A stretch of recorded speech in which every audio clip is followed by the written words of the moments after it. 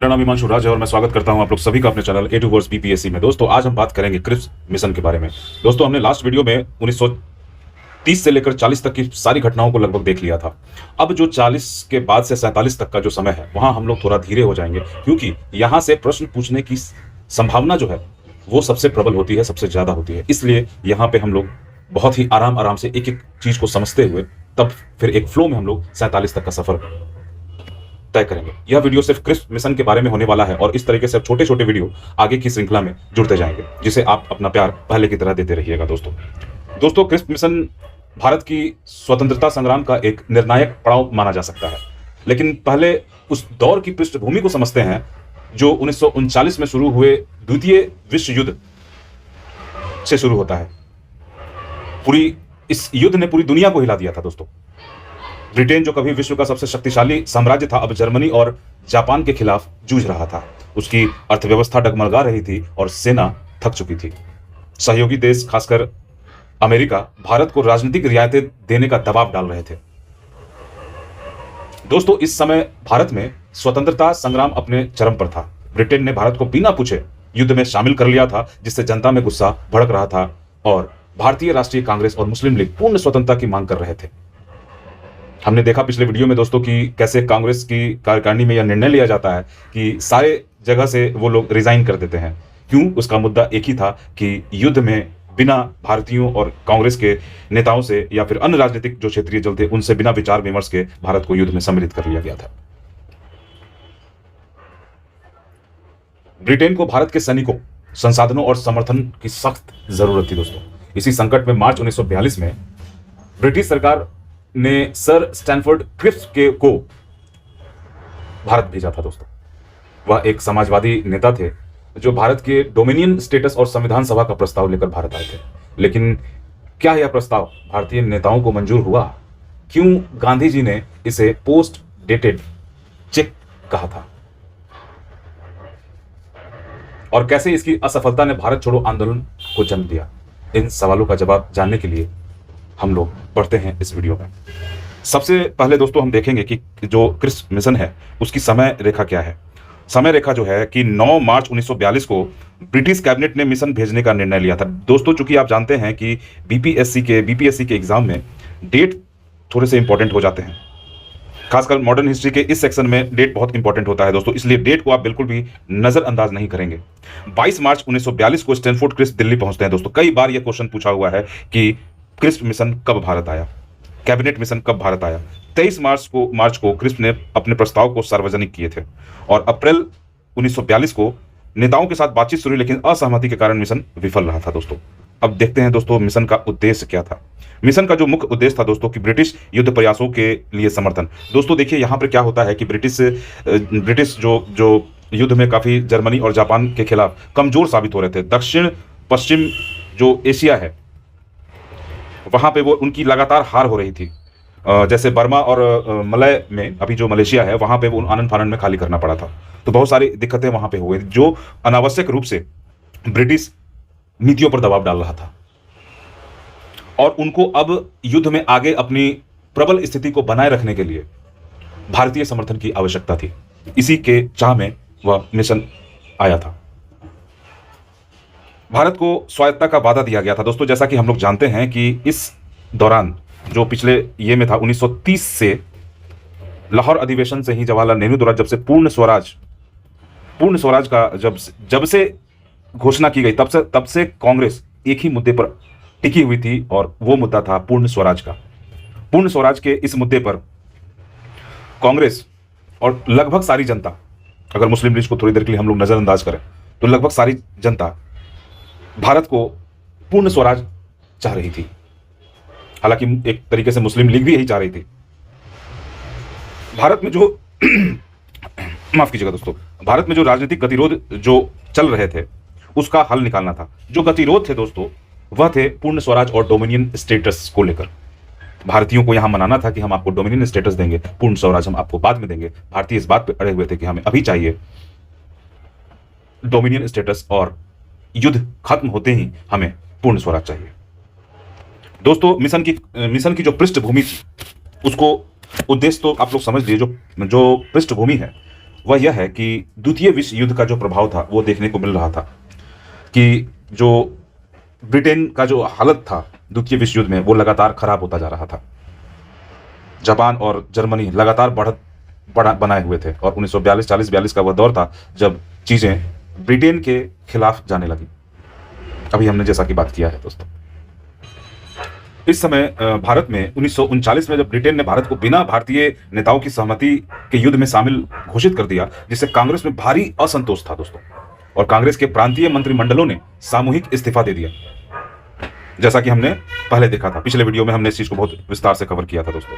अब चूंकि द्वितीय विश्व युद्ध आ चुका था तो इसके कारण इस गतिरोध को दूर करने के लिए मिशन पर दबाव भी था, प्लस अमेरिकी दबाव भी हम यहां देखते हैं दोस्तों, जिसमें अमेरिकी दबाव में हम ये देखते हैं कि अमेरिका लगातार ब्रिटेन पर राजनीतिक जो भी उनसे कंफ्यूजन था, जो भी दोनों के बीच में, यानी कि कांग्रेस और अन्य पार्टियों और ब्रिटिश अधिकारियों और ब्रिटिश पूरे शासन के बीच में जो भी गतिरोध था, उसे दूर करने के लिए लगातार अमेरिका दबाव बना रहा था। तीसरा दोस्तों जो पृष्ठभूमि में हम देखते हैं जापानी खतरा, जो कि मार्च 1942 में हम देखते हैं कि जापान लगातार क्षेत्रों को जीतते हुए वह इंडियन ओशन में लगातार बढ़त बनाए हुए था, जिसके कारण लगातार एक टाइम पे ऐसा लग रहा था कि जापान भारत पे कभी भी हमला कर सकता है, कभी भी उस पर यह कर सकता है। और इसके लिए दोस्तों, इसके लिए ब्रिटेन ने जो अपना पूर्वी तट है, बंगाल, उड़ीसा और तमाम सारे तट, इसके सारे नाव को जब्त कर लिए गए थे दोस्तों, सारे नाव को जब्त कर लिए, ताकि अगर यहां से अगर जापान का आक्रमण होता है तो इन नावों का उपयोग वो लोग नहीं कर पाए। काफी इकोनॉमी भी इससे प्रभावित हुई थी बाद में, ये हम लोग आगे का ये है। फिर इसके जो प्रमुख प्रस्ताव हैं उस पर हम देखते हैं कि क्या आखिर में प्रस्ताव था दोस्तों इसमें। तो सबसे पहला संविधान सभा का गठन की बात योजना इसमें बनाई गई थी और भारतीय राज्य और प्रांतों के प्रतिनिधि इसमें शामिल होंगे, यह बात कही गई थी दोस्तों। लेकिन आपको मैं बता दूं, यहां पर जो भारतीय प्रांतों के प्रतिनिधि का निर्वाचन नहीं होना था, निर्वाचन होना था सिर्फ और सिर्फ, संविधान सभा की बात कर रहा हूं दोस्तों, संविधान सभा में निर्वाचन सिर्फ प्रांतों से होना था। और जो मनोनयन की बात कही गई थी वो कही गई थी रियासतों से, जिसका कांग्रेस ने विरोध किया था। आप ये दोनों पॉइंट याद रखें कि निर्वाचन प्रांत से था और मनोनयन रियासत से था। फिर आते हैं दोस्तों, सबसे भारी मुद्दा जो था वो डोमिनियन स्टेटस का था दोस्तों। डोमिनियन स्टेटस हमने बात भी किया था, एक बार फिर मैं बता दूं, डोमिनियन स्टेटस का मतलब ये होता है दोस्तों कि सिर्फ कुछ जो विदेशी मामले और कुछ केंद्रीय ऐसे मामले होते हैं जो होल्ड करता ब्रिटिश गवर्नमेंट, ब्रिटिश के अधिकारी या ब्रिटेन सरकार जो भी है, वो अथॉरिटी उस पावर को होल्ड करती, बाकी स्वायत्ता पूरे भारतीय नेताओं को होती, संसद को होती। तो इस टाइप का डोमिनियन स्टेटस का जो व्यवस्था बनाया गया था, जिसका कांग्रेस लगातार विरोध कर रही थी। कांग्रेस को डोमिनियन स्टेटस नहीं बल्कि पूरी तरीके से पूर्ण स्वराज चाहिए था। वो लोग इस मामले में सिंगल पॉइंट एजेंडा लेकर चले थे दोस्तों। फिर दोस्तों, प्रांतीय स्वायत्ता का मुद्दा हम देखते हैं कि भारतीय प्रांतों को यह अधिकार होगा कि वे नए संविधान को स्वीकार करें या फिर उसे रिजेक्ट कर दें। तो यह अप्रत्यक्ष रूप से विभाजन की ओर इशारा कर रहा था, जिसका बाद में कांग्रेस ने विरोध भी किया। रक्षा पर नियंत्रण दोस्तों, रक्षा पर नियंत्रण कहने का मतलब यह है दोस्तों कि युद्ध के दौरान भारत की रक्षा ब्रिटिश सरकार के नियंत्रण में रहेगी। मतलब कि ब्रिटिश सरकार पूरी तरीके से भारत की टेरिटरी को प्रोटेक्ट करने का काम करेगी। भारतीय नेताओं को शामिल करना, वायसराय की कार्यकारी परिषद में शामिल करने का प्रस्ताव था, लेकिन शक्तियां बहुत सीमित थी दोस्तों भारतीय नेताओं। ये बहुत गंभीर मुद्दा बना था, 4-5 ही थे। अब थोड़ा जान लेते हैं स्टैनफोर्ड क्रिप्स के बारे में कि स्टैनफोर्ड क्रिप्स लेबर पार्टी के वामपंथी नेता थे और विंस्टन चर्चिल के युद्ध कैबिनेट के यह सदस्य थे दोस्तों। एक तो ये लेबर पार्टी से थे, दूसरे ये युद्ध कैबिनेट के सदस्य थे। इन 2 पॉइंट को, इनके बारे में आप नहीं भूलिएगा दोस्तों। कांग्रेस के साथ साथ मुस्लिम लीग ने भी इससे पहले हम जानते हैं कि ये अस्पष्ट और विलंबित वादे, अस्पष्ट इसलिए था कि स्वायत्ता का वादा युद्ध के बाद का था, जिससे भारतीय नेताओं ने अविश्वसनीय माना। अब उन्होंने बोल दिया था कि स्वायत्ता तो देंगे, लेकिन अभी नहीं देंगे, हम बाद में देंगे। कब देंगे ये नहीं बोला था, कोई डेट नहीं बताया था उन्होंने, जिस पर कांग्रेस ने विरोध किया था। कांग्रेस का जो असंतोष था, क्योंकि वह तत्काल स्वतंत्रता चाहती थी, न कि भविष्य के वादे। रक्षा पर ब्रिटिश नियंत्रण अस्वीकार किया गया था। मुस्लिम लीग की जो आपत्ति थी, जिन्ना ने प्रस्तावों को अस्वीकार कर दिया था क्योंकि पाकिस्तान की मांग को स्पष्ट समर्थन नहीं था इसमें। क्योंकि जिन्ना अलगाववाद के उस टाइम पे सेपरेटिज्म को बहुत ज्यादा प्रेफर कर रहे थे, तो ये भी एक चीज वहां पर निकल के सामने। ब्रिटिश सरकार की जो नीयत थी, कुछ इतिहासकारों का यह मानना है कि वायसराय लिनलिथिगो, सचिव एमरी और अन्य जो ब्रिटिश अधिकारी थे, वो मिशन को जानबूझकर कमजोर किया था और सिर्फ एक मुखौटा के लिए इस मिशन को भेजा गया था। कई इतिहासकारों का यह मानना है। वो चाहते भी नहीं थे कि ऐसा ऐसा हम इसमें प्रस्ताव ही दें कि वो रिजेक्ट हो ही जाए, ताकि हम नाम के लिए हम किस मिशन भी भेज दें और ये मिशन भी फेल हो जाए। तो ये ब्रिटिश सरकार की नीयत भी थी कि ये मिशन विफल ही होना था। अमेरिकी दबाव का जो दिखावा था वही था कि साम्राज्यवाद की आलोचना को शांत करने के लिए सिर्फ भेजा गया था, न कि वास्तविक स्वतंत्रता देने के लिए। साम्राज्यवाद की दोस्तों उस टाइम पे बहुत ज्यादा आलोचना हो रही थी। और दोस्तों एक प्रावधान और था जिसमें गवर्नर जनरल को वीटो का अधिकार था। इस प्रस्ताव में जो वीटो का मुद्दा था वो भी बहुत ये था। गवर्नर जनरल को अंतिम वीटो का अधिकार था, जो काफी ज्यादा,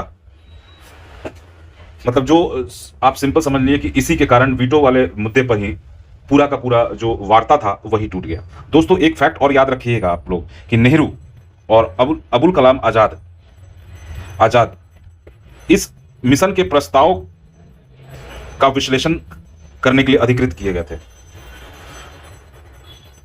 विश्लेषण के लिए ये अधिकृत किए गए थे, नेहरू और आजाद। कभी अगर ये क्वेश्चन पूछ दे तो इसको आप जरूर ध्यान रखिएगा। अब दोस्तों दो प्रमुख टिप्पणियां आती है। एक तो पोस्ट डेटेड चेक जो दिवालिया बैंक हो चुका है उसके लिए, ये गांधी जी का है जो काफी ज्यादा ये है। दूसरा जो है नेहरू जी का है, क्रिस योजना को स्वीकार करना, भारत को अनिश्चित खंडों में विभाजित करना है। और एक और दोस्तों मौलाना अब्दुल कलाम आजाद का है, जिन्होंने कहा था कि जो उन ब्रिटिश मंशा पर उन्होंने संदेह जताया था और कहा था कि अगर हम इसको मान लेते हैं तो हम जीवन भर गुलाम बने रहेंगे। और इस मिशन का प्रभाव दोस्तों हमें देखने को यह मिलता है कि भारत छोड़ो आंदोलन का जन्म होता है। इसकी पृष्ठभूमि तैयार हो जाती है क्योंकि इस टाइम तक सभी को समझ में आ गया था दोस्तों कि जो अब आंदोलन का समय आ गया है, क्योंकि इस टाइम पर एक तो ब्रिटिश की जो मंशा थी वो अब नहीं सहा जा रहा था, अब वो चुप नहीं रहना चाह रहे थे। दूसरा इसकी जो पृष्ठभूमि होती है वह अत्यधिक महंगाई, सारे चीजों के दाम बढ़ जाते हैं दोस्तों। तीसरा जो इसका कारण था कि जो दक्षिण एशिया में हार होता है ब्रिटेन का, इसके कारण से भारतीय नेताओं में एक उत्साह का और एक अवसर के रूप में देखते हैं वो लोग इस टाइम को। और वो चाह रहे थे कि यह टाइम सही दबाव डालने का है, एक आंदोलन करने का है। अगर इस टाइम पे आंदोलन होता है तो हमारे सक्सेस होने का चांस बढ़ जाएगा। गांधी जी ने इस अवसर को पहचाना और भारत छोड़ो आंदोलन वो शुरू करते हैं। एक और रीजन था दोस्तों, हीन भावना। देखिए तो दोस्तों जो डिस्क्रिमिनेशन का जो लेवल था अंग्रेजों का, जब मलेशिया या अभी उस टाइम का मलय और बर्मा से जब वो खाली करते हैं, यूरोपियों को तो वो निकाल लेते हैं और जो अन्य थे उनको छोड़ देते हैं ऐसा ही उनके हाल पर। दूसरा जो वहां पे मतलब वहां के जो रेसिडेंट्स थे वो, और वहां पे दो सड़क बनाते हैं दोस्तों। ये बात आप ध्यान रखिएगा, ये बहुत मतलब इंपॉर्टेंट भी है। जो वहां से निकाले गए थे वो यूरोपीय और भारतीय थे, तो एक बनाया गया गोरा सड़क यानी कि सफेद, और एक काला रोड। और इस पे ये यूरोप के लिए और ये भारतीयों के लिए। इन्हीं हरकतों के कारण अंग्रेजों की प्रतिष्ठा को गहरा धक्का लगा था दोस्तों, और उनकी सर्वश्रेष्ठता की जो मनोवृत्ति, व्हाइट मैन बर्डनशिप जिसको बोलते हैं, वो क्लियर उजागर हो जाती है दोस्तों। तो इस तरीके से देखते हैं दोस्तों कि हम क्रिस मिशन को बहुत अच्छे से देख चुके हैं, और अगला वीडियो जो होगा वो भारत छोड़ो आंदोलन पे होगा, जो कि काफी इंपॉर्टेंट होने वाला है। नमस्कार दोस्तों, हम लोग मिलते हैं अगले वीडियो में। धन्यवाद।